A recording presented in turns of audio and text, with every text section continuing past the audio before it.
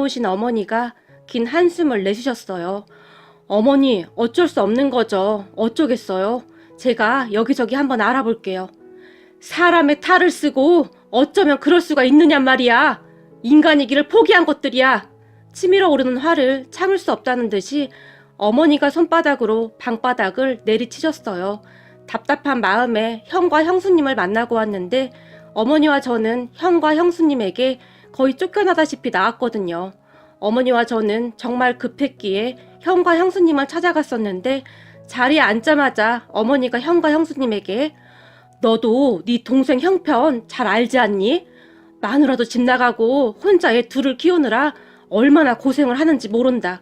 그런데 그 형편에 지금 네 아버지 병원비까지 한두 푼이 아닌데 그 많은 돈을 작은 애 혼자 감당하는 건 아닌 것 같다.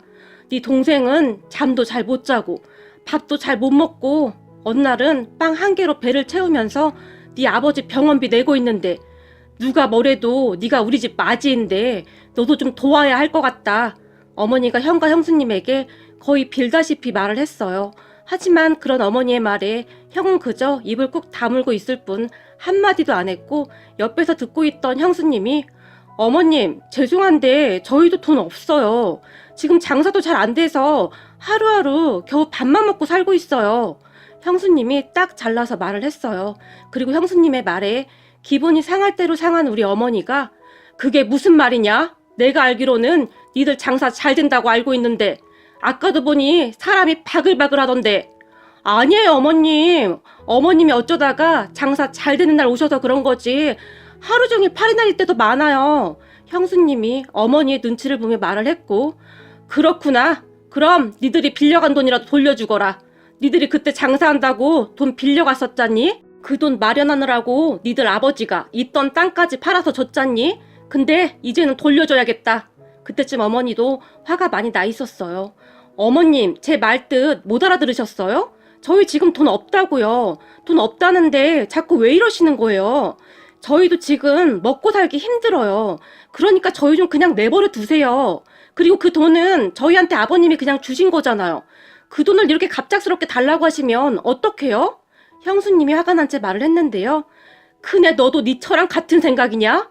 어머니가 형에게 물었지만 형은 입을 꾹 다물고 있을 뿐 아무 말도 하지 않았어요. 그런 형을 보며 어머니가 그 돈 빨리 갚아. 니들이 안 갚으면 나도 소송할 거다. 내가 여기저기 다 알아봤어. 통장에서 이체한 내역도 있고 어디 한번 해보자. 부모 자식 인연 끊고 살면 그만이니까. 어머님 도대체 왜 이러시는 거예요? 시끄럽고 빨리 돈이나 갚아.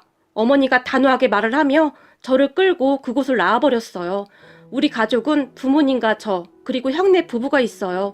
저는 아이가 둘이 있는데 둘째가 태어난 지 얼마 안 돼서 아내가 집을 나가버렸어요. 그렇게 홀로 아이들을 키울 수 없어 어머니가 계신 곳에 아이들을 맡기고 저는 고시원에 살면서 택배 일을 하고 있었어요. 부모님과 아이들을 위해 조금이라도 돈을 더 모으기 위해 정말 악착같이 살고 있었어요. 그런데 그런 저에게 또다시 안 좋은 일이 생겼어요. 우리 아버지가 갑자기 쓰러지셨고 그로 인해 병원비도 만만치가 않았어요. 집안 생활비와 아버지 병원비까지 정말 힘든 나날이었고 택배 일을 해서 감당할 수 있는 수준이 아니었기에 카드 현금 서비스에 이리저리 대출을 받았던 것이 결국 한꺼번에 터져버렸어요. 어머니는 그런 제 상황을 잘 알고 있었기에 형에게 가서 아버지 병원비만이라도 보태라고 했지만 형과 형수님은 절대 도와주지 않으려고 했었고요. 사실 형과 형수님은 충분히 먹고 살만 했는데 왜 그렇게 악랄하게 행동하는 것인지 정말이지 이해가 되지 않았어요. 어머니와 제가 더 어이가 없었던 것이 사업을 한다고 아버지를 살살 꼬드겨서는 아버지가 가지고 있던 땅까지 어머니 몰래 다 팔아서 가져갔거든요. 그랬던 사람들이 어떻게 그렇게 행동을 할 수 있는 것인지 도무지 이해를 할 수가 없었어요. 형과 형수님은 결국 돈 한 푼 보태지 않고 어느 날 형수님이 전화를 해서는 한 번만 더 찾아오면 경찰에 신고할 테니까 그런 줄 아세요. 라는 말과 함께 우리와 완전히 인연을 끊어버렸어요. 그리고 제 이야기를 들은 어머니가 사람이라면 그렇게 못한다. 네 아버지한테 돈 빌리러 올 때는 아주 간이고 쓸개고 다 빼줄 것처럼 그렇게 아부를 떨어댔다고 하던데 이 인간들이 하루아침에 그렇게 변해버리는구나. 니네 아버지가 문제야. 그 땅을 왜 팔아서 그 썩을 것들을 주고 그 지랄이냐고. 우리가 너한테 면목이 없다. 정말 미안하다. 어머니가 말씀하셨는데 어머니는 그 뒤 틈틈이 닥치는 대로 일도 하셨고 우리 아이들까지 돌보셨어요. 그런 어머니를 보며 정말이지 가슴이 미어져 내렸는데요. 내가 조금만 잘 살았어도 우리 어머니가 이런 고생을 안 했을 텐데 그런 마음밖에 없었거든요. 하지만 어머니는 제 앞에서 나약한 모습을 절대 보이지 않으셨고 어떠한 상황에서도 항상 강하셨어요. 그런 어머니 때문에 제가 지금껏 버텨온 것이 아닌가 싶네요. 그러던 어느 날이었는데 제가 일을 하고 있는 택배 회사에서 저에게 전화가 왔는데 저기 회사로 어떤 전화가 걸려왔는데요. 제가 확인을 해보니 15일 날 땡땡 아파트로 배송 갔던 사람이 현수 기사님 같은데 그날 혹시 무슨 일 있었어요? 제게 물었는데요. 무슨 일이요? 제가 무슨 실수했나요? 아니, 그게 아니라 기사님 전화번호를 물어보시는데 알려드린다고요. 급한 건이라고 했어요. 근데 우리 고객은 아니었다고 하는데 무슨 말을 하는 건지 모르겠네요. 글쎄요. 저한테 그분 전화번호 주시면 제가 전화 한번 해볼게요. 그렇게 회사에서 누군가의 전화번호를 알려줬고 제가 급히 전화를 했어요. 어떤 젊은 남자가 전화를 받았는데 안녕하세요. 15일 날 일로 회사에서 전화를 해보라고 해서 전화드렸습니다. 제가 물었고 전화를 받은 사람이 아주 반가운 목소리로 안녕하세요 기사님. 그날 혹시 땡땡 아파트 근처에서 무슨 일 있으셨죠? 무슨 일이요? 그게 무슨 말씀이신지? 그날 저녁 그 아파트 근처에서 무슨 일이 있었다고 하던데요? 남자가 물었는데 뭔가를 알아내고 싶은 눈치였고 남자의 물음에 제가 곰곰이 생각을 하다가는 아, 그 외국인이요? 참, 그분은 괜찮으신 거예요? 그날 구급차 타고 가시는 것까지는 봤는데 제가 워낙 바빠서 잊고 있었네요. 기사님이 맞군요. 찾았다. 남자가 기쁜 목소리를 외쳤어요. 사실 얼마 전에 제가 택배 배달을 위해 그 아파트 근처로 가고 있었는데 어떤 외국인 남자가 갑자기 쓰러졌어요. 깜짝 놀라서 우선 바르게 눕히고 119에 신고를 했고 급한 마음에 심폐소생술을 하기 시작했어요. 군대 갔을 때 배운 적이 있었기에 기억을 더듬어서 신속하게 심폐소생을 하기 시작했는데 하도 오래전에 해본 거라 쉽지가 않았는데요. 그때는 그 외국인을 빨리 조치하지 않으면 큰일 나겠다라는 생각밖에 들지 않았어요. 그렇게 심폐소생술을 하는 제 온몸에도 식은땀이 잔뜩 흐를 정도였어요. 그리고 얼마 후 119 구급대원들이 왔고 구급차를 타고 가는 것을 보며 저는 밀린 일을 해야 해서 다시 급히 일을 하러 갔었는데 그분이 다행히도 의식을 찾았다고 했어요. 정말 감사해요. 기사님 덕분에 의식을 회복할 수 있었다고 하더라고요. 직접 심폐소생술을 하셨다면서요? 아, 제가 전에 배운 적이 있어서 급한 상황인 것 같길래요. 하면서도 잘 하고 있는 건가? 걱정도 됐었는데 정말 다행이네요. 저도 덩달아 기쁜 목소리로 말을 했는데요. 그래서 그날 119 구급대원들이 택배 회사 이름을 말해줘서 저희가 찾아냈습니다. 저기 그래서 말인데 그 도움 받으셨던 분이 기사님을 좀 만나 뵙고 싶어 하세요. 저를요? 안 그러셔도 됩니다. 사람이라면 당연히 해야 할 일을 한 건데요. 아니죠. 한 사람의 생명을 구하셨는데 그러면 안 되죠. 바쁘시겠지만 시간 좀 내주세요. 꼭 만나 뵙고 싶어 하셔서요. 꼭 찾아달라는 지시가 있어서 안 만나주시면 제가 혼나요. 부탁드릴게요. 남자가 제게 부탁을 했어요. 저는 일요일에 쉬긴 하는데 굳이 안 그러셔도 되는데요. 그럼 제가 약속 시간 정해서 다시 전화드려도 될까요? 네, 그럼 그렇게 하세요. 그리고 며칠 후 그 외국인을 만나러 갔는데요. 그 외국인 옆에 한국 남자분이 같이 계셨고 통역을 해줬어요. 그 외국인이 떠듬떠듬 한국어를 하긴 했는데 고맙습니다 라며 진심으로 감사 인사를 했어요. 그렇게 한동안 대화를 나눴는데 알고 보니 그 외국인이 상당히 큰 외국계 기업 아시아 사업부 본부장이라고 했는데 아버지는 미국의 유명한 투자회사의 임원으로 은퇴하셨다고 했어요. 그러더니 통역관 말로는 그동안 정말 건강해서 이런 일이 일어날 줄은 상상도 못했습니다. 그때 기사님이 안 도와주셨으면 저는 이미 이 세상 사람이 아니었을 겁니다. 그래서 제가 감사 인사를 좀 하고 싶습니다. 통역관이 외국인 남자의 말을 통역해줬고 감사 인사요? 그게 무슨 말씀이신지 제가 놀라서 물었는데요. 혹시 제가 도움될 일이 있으면 말씀해주세요. 돕고 싶습니다. 통역관이 통역해줬지만 제가 선뜻 대답을 못했어요. 생각해보세요. 어느 날 갑자기 외국인이 제게 필요한 게 뭐냐고 물어보는데 제가 뭐라고 대답을 하겠어요? 저는 딱히 없습니다. 제가 조용히 말을 했는데요. 그럼 우리가 알아서 해도 될까요? 통역관이 다시 물었고, 네? 뭘 알아서 하신다는 건지.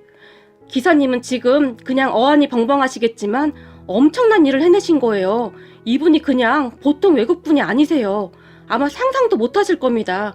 그런 분을 살리신 겁니다. 라고 말을 했는데 저는 정말 어안이 벙벙할 뿐이었어요. 그리고 얼마 후 정말 어마어마한 일이 일어났는데요. 그 회사 쪽에서 저에 대해 여러 가지로 확인한 모양입니다.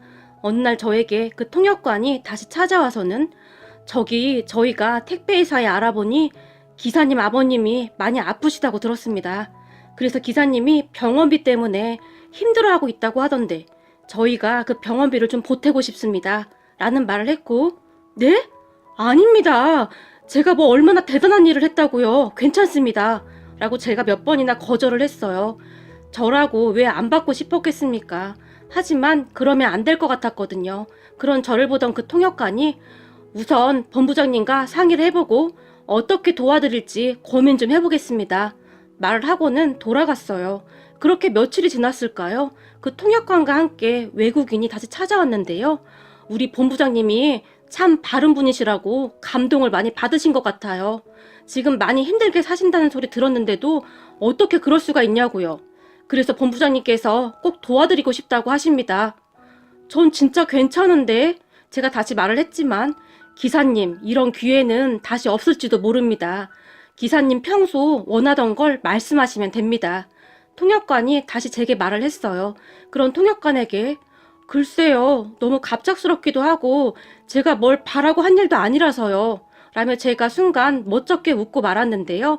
그런 제 말에 통역관이 그 외국인에게 뭐라고 말을 했는데 외국인의 얼굴에 미소가 번졌고 알겠습니다. 그럼 저희가 알아서 하겠습니다. 참 그리고 이건 우선 아버님 병원비랑 카드빚이 굉장히 많다고 들었습니다. 그거 갚으시라고 드리는 겁니다. 라고 말을 했어요. 네? 안 그러셔도 됩니다. 제가 거절했지만 우선 받으세요. 지금 많이 급하시잖아요. 제가 알기로는 여기저기서 빚독 쪽을 받고 있는 걸로 알고 있습니다만 우선 그것만 다 해결되셔도 한결 편하시잖아요. 라며 돌아갔는데요. 그런 두 사람이 멀어져 갈 때까지 저는 그저 바라만 보고 있었어요. 그리고 저는 그 돈을 받았습니다. 그 사람들 말이 맞았으니까요. 그때 저는 체면 치레를 하고 있을 때가 아니었으니까요. 그렇게 아버지 병원비와 채무를 전부 갚았고 그때부터 제 삶에 조금씩 숨통이 트기 시작했어요. 그리고 그 뒤 한동안 조용한 듯 했는데 어느 날 어머니께 연락이 왔어요. 얘, 이 앞에 비어있던 집 하나 있었잖니? 왜? 그 꽤 넓었던 집 말이야. 거기에다 누가 집을 짓는 모양인데 아주 어마어마한가 보다. 덤프트럭 몇 대씩 왔다 갔다 하고 동네가 아주 난리다. 집을 으리으리하게 짓는 모양인데 다들 구경 가고 아주 난리도 아니야. 뭐 2층 집으로 짓는다는데 집이 아주 그냥 어마어마하구나. 이 시골에 누가 내려와 산다고 이렇게까지 짓는지 모르겠다. 아유, 우리도 그런 집에서 다 같이 살면 얼마나 좋겠니 그래? 저런 사람들은 무슨 복을 타고났길래 저런 집에 사는 건지 모르겠다. 어머니가 부러운 듯이 말을 했는데 저도 정말 부럽더라고요. 그렇게 꽤 많은 시간이 흘렀고 어느 날 어머니께 다시 전화가 왔는데 얘, 이게 지금 무슨 일이냐? 어머니가 잔뜩 놀란 채 물었어요. 왜요? 또 무슨 일 있어요? 아버지 안 좋아지셨대요? 그때 전 하루하루가 살얼음판을 걷고 있었기에 잔뜩 긴장한 채 물었는데요. 제 말을 듣던 어머니가 아니 이게 무슨 기절 초풍할 일이냐? 이게 꿈이냐 생시냐? 너 몰랐던 거야? 내가 이 앞에 집 짓는다고 했잖니? 누가 우리 집에 찾아왔는데 그거 우리 집이라고 하던데 너 진짜 몰랐던 거야? 오늘 어떤 사람들이 와서 그 집 다 완공됐다고 다음 달부터 들어오면 될 거라고 하는데 이게 다 무슨 말이야? 어리둥절한 목소리로 물었어요. 그게 무슨 말씀이세요? 우리 집이라뇨. 누가 그래요? 거기 책임자라는 사람이 그러더구나. 네 이름 대면서 집 다 완공됐으니까 다음 달부터 들어와서 살라고. 얘 이게 무슨 일이니 그래? 너 그 집 못 봤지? 집이 진짜 어마어마해.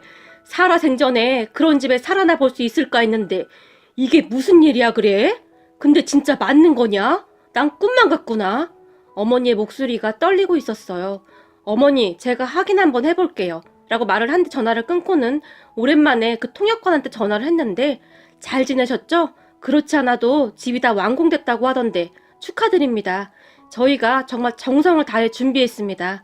안에 가전제품이랑 이것저것 다 준비되어 있을 겁니다. 그냥 몸만 들어가시면 될 겁니다. 라며 정말이지 아무렇지도 않게 말을 했어요. 그럼 그 집이 진짜 우리 집이란 말입니까? 그렇다니까요.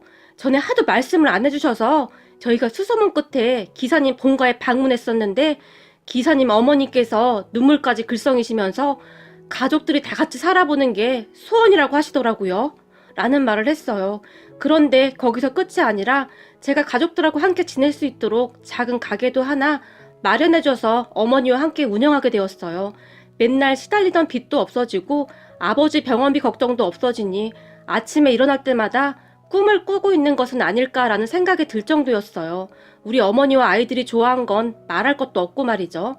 그렇게 우리 가족은 그 집에 들어갔고 정말 행복한 시간을 보내고 있었어요. 그런데 우리가 갑자기 잘 살게 되었다는 소식을 듣고 형에게 연락이 오기 시작했는데 사람으로서 어떻게 그럴 수가 있는 것인지 정말이지 이해가 안 되더라고요. 그런데 그동안 연락을 끊고 살았던 형에게 전화가 왔고 너 요즘 먹고 살만 하다면서? 하는 일도 잘 되고 어쩐 일이야? 제가 쌀쌀맞게 물었는데요. 아니 도대체 어떻게 했길래 그렇게 됐어?